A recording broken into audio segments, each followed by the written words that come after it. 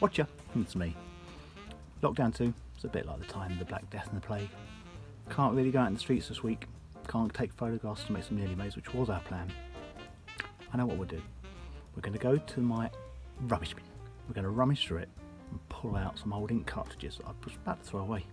They've been using my office printer, run out, stopped working. There's still some ink inside, I think. We're going to see if we can turn the rubbish into something nice. Now then, inside these cartridges, sometimes there are little sponges that soak up the ink. Some, like the blue one I just broke open, they're just empty chambers that hold ink.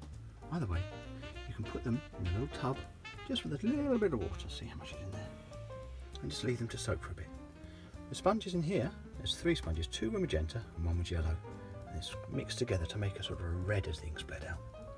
The cyan is bleeding out a lovely rich blue colour.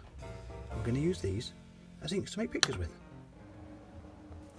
Now I've left the ink bleeding for a little while into our water, so I'm going to start to make a picture. I need some paper. I found an old sketchbook which, yes, I know what this is. This was one I was using for a job when I had to draw some tourist pictures. Here's a blank page, that's all we need. There's an old road there. Now I've got some bubble wrap. You could use a brush, you could use a pen. I'm just going to dip some bubble wrap into the water that's bled out of my blue ink. And just use that. And you can see the blue's coming through. I'm going to spread that around a bit, make some sort of pattern. The longer you leave the ink in the water, the more is likely to come out and make your colour a little bit darker, a little bit more vivid.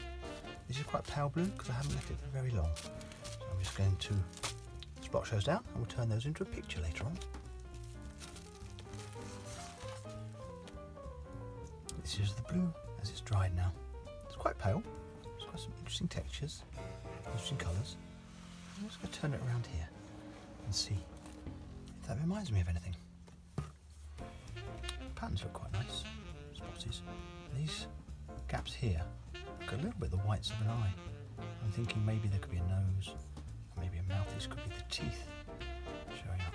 I'm going to think about what I can draw that into. I'm going to make it into a face. I'm going to use these little tiny gaps here. Let's turn these little dots as part of the pupil of the eye, the little glint to the highlight.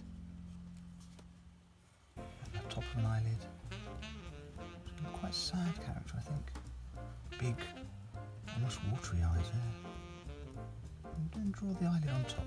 And a shadow under the eye there. I'll do the same for this side.